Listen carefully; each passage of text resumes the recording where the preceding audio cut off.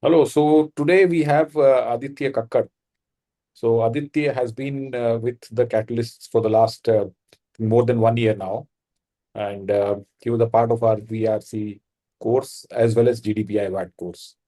So Aditya has been successful in getting admits from some of the top B schools in India.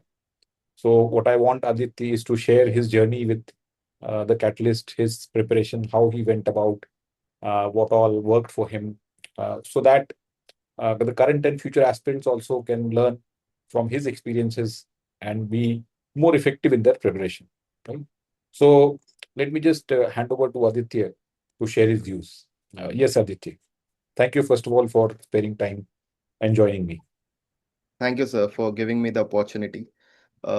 Firstly, I think I saw your Telegram group in which you used to share the reading comprehension materials Right. or the reading materials. So, from that, I got to know about you. And then I contacted you that I have scored this much in 2024 CAT. And this time was in February, I feel. And from March, I started your course. And from that day itself, I saw some progress, little by little, in the following months. And if I would divide my course in just three phases. So first was from March to around June, then July to August, or July to September, and then October and November. So from in the first phase, my prime focus was just on increasing my reading speed, along with that, the vocab, and along with that, your classes. So that was my prime target, that I have to complete this. The sources which I used during this time. For vocab, I use Magoosh, this app which was present, and the reading material which you used to send me in the morning itself in the group of WhatsApp, that was enough. And for the classes which we used to conduct in the weekends, so that was enough. For 3 4 months I did this. And at what stage I started realizing that I was able to read the paragraph and find out the main pointers for it. I used to send it on the WhatsApp personal chat, and you used to give guide me, like, you missed this point, you could have added this here, the grammatical error was there. So these type of things you used to teach me, and the personalization which I got during your course was something special, which I don't think so any other coaching institute could provide at this level. So if we talk about the next phase, which was from July to let's say September. So in this phase, I was more focused onto the mocks and the daily targets which we you used to give me. Around 20 questions in the morning you used to give us on the portal, and I used to just attempt this uh, during the morning itself around 6 to 7.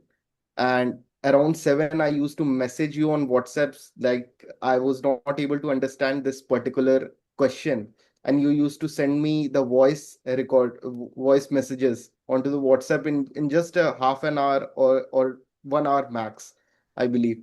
So that was the exact thing which I needed during my preparation. And this was the first question when I asked you in the beginning itself that I have really basic questions in this RC cracking thing. So, will I be able to, like, get the exact answers in just half an hour or 1 hour? Maybe after that, if you send, if any in other coaching institute gives me the answer, now my zeal for solving that particular RC is only gone. So even if they tell me the answer, I was not able to, like, at that moment I was not able to recall what I was thinking during the time at which I was giving the test or the mock. So This this actually was the yeah, this is a very important point because generally I've seen that most of the institutes they have doubt sessions, right? yeah. Now I don't understand. I mean, so they ask the student to uh, kind of compile their doubts for maybe a week or whatever period of time, and then they take the doubt classes. Now I really don't understand the efficacy of this method because when you are practicing on a daily basis, suppose you're doing two RCs every day, 5, 8 VA questions, how can you even remember after a week that what was your doubt in that particular RC at that particular moment? You won't be able to, you won't be, I mean, it's not practically possible for anyone to go through all the RCs again before the doubt session. So this whole thing of doubt session itself is basically self-defeating, I would say. So the student needs the response there and then, as long as the whole thing is fresh in the mind. Right? So that is something which at least I try to do, to be as prompt as possible. Is, I mean, barring the human limitations, of course. So glad that it worked for you, Aditya. Yeah, go ahead. So in the last phase, I would say I was completely dependent on the mocks. The best thing which worked for me is I was not attending actually your live classes. I actually never attended your live classes. Rarely in the first phase only I attended your live classes, just because I was not having enough time because of the work I was doing during that time. So what I used to do is a, a good thing which you used to do is you would provide us with the exact test material of your classes. So whatever question you used to give in the class, you used to make a test for that. So I directly gave those tests, and I just saw whatever part I did wrong. So in the video solution or the class itself. So I just used to see that part. So that saved my time. Along with that, I was more focused on to mocks which was provided by you, or else I will used to practice the top three mocks anyone which I could get at that moment. So Right. that was the So what whole thing. difference? Let's say you attempted the other mocks also, and the VRC part specifically, because I try to make my mocks as near as CAT to possible. Whereas what I find is that the other mocks available are not that realistic. Sometimes they try to be too difficult just for the sake of it. Sometimes, I mean, just I don't know. It's very random. There is no uniformity I found in those mocks. So, what was your take on this? So I would not like to name any particular institute for the mocks, but the top three mocks which are considered. In that, I saw that few of the questions, or let's say in 24 or 25 question which they used to give us, around 7 or 8 question doesn't make sense most of the time, or at least 6 questions or 4 questions didn't make sense. Even if I try to see the solution and try to analyze it, I was not able to pinpoint exactly how to eliminate the last two options which I used to choose. So I used to every time I used to choose the wrong options in those four Right. options. So in your mocks, what I felt that till the last whenever you used to give us the solutions or you used to discuss it in class, I was able to figure out, yeah, this mistake I made, this was more important. So the small nitty-gritties that were required for eliminating the option or choosing the best option between the two, because eliminating two options was much easier. Choosing the two remaining options was much difficult. So, choosing those options, the nitty-gritty which was required for choosing those, that you used to teach us in the classroom, that was more helpful. Yeah, yeah, that's true. Because uh, see, as an engineer, your mind would work in a logical manner, right? And Correct. many engineers feel that VRC is a random, more intuition-based thing. But then it's not, right? So you would have, as you would have realized that over the period of time that we were having discussions, we were trying to shortlist the options. So the final two, as you rightly said, when they were the very difficult to choose between two. So, but then there always used to be something which can be very logical also about them, in the sense that it's not random, that you just close your eyes and pick one, and half the time it will be right. It will be right, right? So there was that method behind the madness, so which I think then you gradually grasped also, and then you were able to have a framework for eliminating options, right? I would like to mention one more thing which worked for me really well. That when I used to attend other coaching institute classes, like last year also, I gave CAT attempt. I joined a coaching. So there we used to have a one-way conversation just from the faculty side. uh, in your classes it was a little different, that we used to ask questions after every RCs or every questions we discussed, and we used to have a kind of conversation with each and every student, like anyone has any doubt, and they used to ask a repeated conversation like doubts.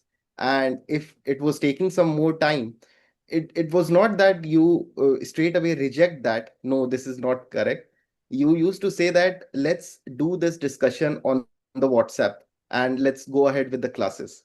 So this was a very unique pointer, which I feel made your classes very special. Yes, that's true. Because see, VARC, it's not something which I will cram it down your throat, right? That I will force it down your throat. That okay, just accept it because I'm saying that this is the right answer. So everybody needs to uh, be able to convince, right? Get convinced. Now, of course, as you rightly said, that within the class, let's say within whatever to whatever best extent, we try to discuss each and every option and had a good discussion with the students. But if suppose the doubt still lingered, then I used to ask them to uh, take a one-to-one separately offline, and then I used to also respond, right? So people used to then reach out to me saying that we were still not able to understand this. So then I had a separate discussion with them so that the class can go on as per a certain pace, right?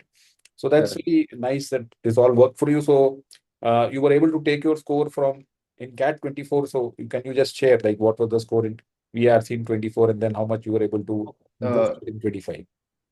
I would like to say that there are two aspects of it. First was the accuracy part, and second would be the score part. In first CAT attempt, I got 77 or something 78 percentile in VARC, and in the second, I got around 96 to 97 percentile in 25. And if we talk about the accuracy, in 2024, I had less than 50% of accuracy. So I corrected 8 questions, and uh, I had like I did wrong in 9 questions. And for in 2025, I corrected like 12 questions and I attempted 13. So it was a great achievement on the accuracy part at least. Yeah, I think fantastic because 12 out of 13 is something which is phenomenal. That accuracy is phenomenal. And so we used to work on this also by the way of tracker, right? So I had shared a tracker with which I think very sincerely you all used to fill. So that Yeah. on average, I would say 85% accuracy is good. And but you kind of demonstrated even beyond 90% accuracy. So that's phenomenal. So actually, one thing which was different for me, actually, I followed it in my previous attempt for my quants strategy. And now I replicated it in my VARC also. So what I used to do in quant is in last year attempt, what I used to do is whenever my teacher used to teach the questions or practice the questions, in 50 questions, I used to mark like 25 questions because I was not able to solve it. And then in the next week, when I had the time to revise it, I just used to solve those 25 questions and then mark like 8 questions or 10 questions which I was not able to solve at that time also. In the final moment, I had like 50 questions or 60 questions list from each and every major topics like arithmetic and all. What I did this time is I did the similar thing for VARC. So you used to conduct classes, and in those classes, if I do a wrong marking for 3 questions out of 4 questions, it means like I was not able to properly understand the RC. Then it means that it is an important RC and it will improve my accuracy. So I used to mark those. I had like 60, 70 RCs list from all the practice materials and mocks in the like last 2 months, which I used to practice again and again. And to be honest, I used to make mistake in those two, even after practicing for 2 times or 3 times. So but I think it created a kind of a mark on my mind that how should I approach these type of questions, these type of difficult questions. Yeah, I think that's a very, very valuable input for anybody who's preparing for VRC now. That because a lot of people ask me that what we should revise in the last few months? Should we go through all the questions done earlier, or what all should we revise? Because in VRC, there is no notes or there is no concept or theory or formula to be learned, right? So I think your method was very innovative, and I think I should take it up now in with the current students also, that you can mark aside those where you are getting three or even I mean just three wrong or something, because those are difficult. So you need to go through them again. And yes, you are right that even after maybe one or two attempts, you may not get four or three correct, but at least there will be a lot of learning, and you will Correct. realize what are your blind spots, weak spots, and then see in like so see how you benefited. Now when we look at it, the brilliance of this thing is coming out, that you knew exactly what you couldn't do, and therefore you Correct. didn't even This touch was those, the main thing. Yeah. right? You didn't even touch those in the exam, and therefore Correct. you were able to do 12 out of 13 correct. So, Uh, I mean, that really shows that, your strategy, the strategy worked for you, right? Fantastic. So that's a great learning for me also. All right. So let's say, let's move on. And so you got a good CAT score and you were expecting good calls. And obviously, being a GEM candidate, you had your task cut out. And Correct. there were certain so obviously, GEM candidates so have my complete sympathy, because despite scoring a very high percentile, they get the short end of the stick. Uh, anyway, that's how the world is.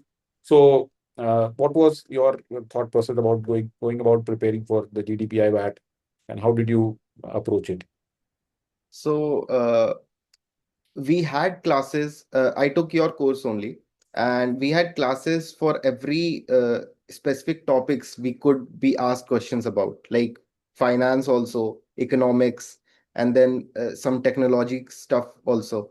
And we used to weekly have a kind of update of current affairs classes. So that was the most important thing, because in every interview I was asked about current affairs. In Udaipur's interview, I was asked about who is the supreme leader of Iran. And then in the next interview of Rohtak, I was asked, just in the morning, the news came up that he is no more. And in the Rohtak's interview, they asked me who is no more Yeah. and is very famous in the news. So we used to get updates regularly on the WhatsApp channel, in which you used to give us the reading material. In that, we had the main news. Along with that, you used to share us with the most important indicators which were required. So I guess that solved most of the purposes.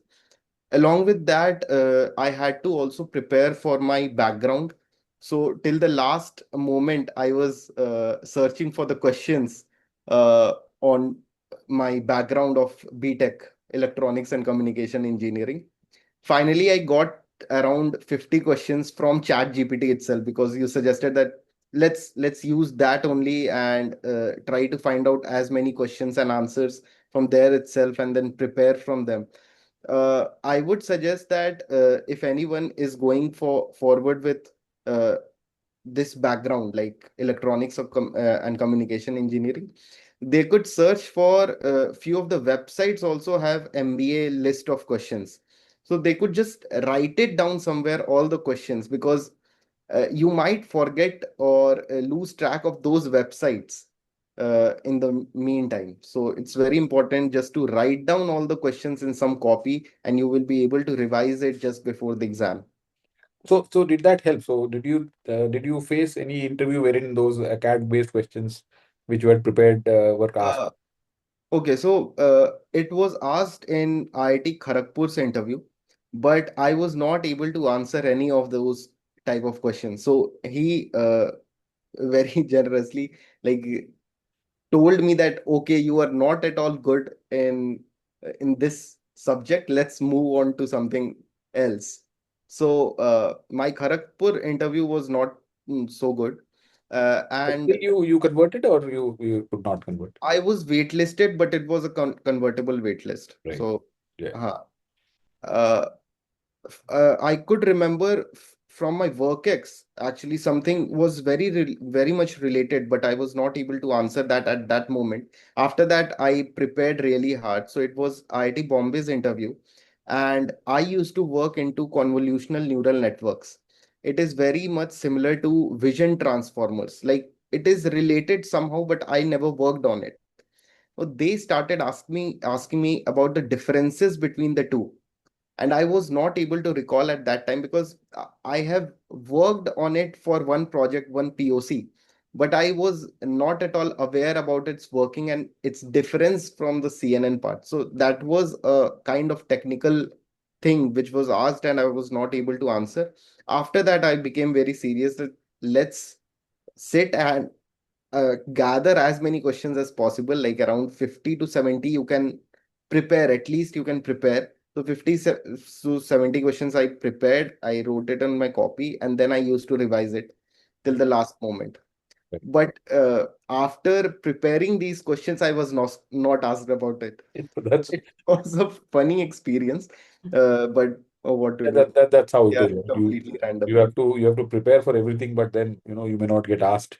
Right. So so finally it worked out, and you were able to convert some good colleges. So I think you can just list out the converts that you finally were able to get, and where you are joining. You can share finally. So my top converts would be IFT Delhi and MDI Gurgaon and IIM Udaipur. So these three, all the new IIMs and baby IIMs were convertible waitlisted. So these are my converts. I'm joining MDI Gurgaon PGDM course. Very good. Excellent. So MDI is a great college.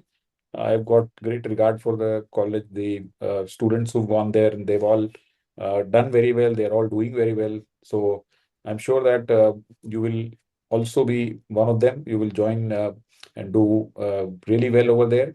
And I wish you all the very best.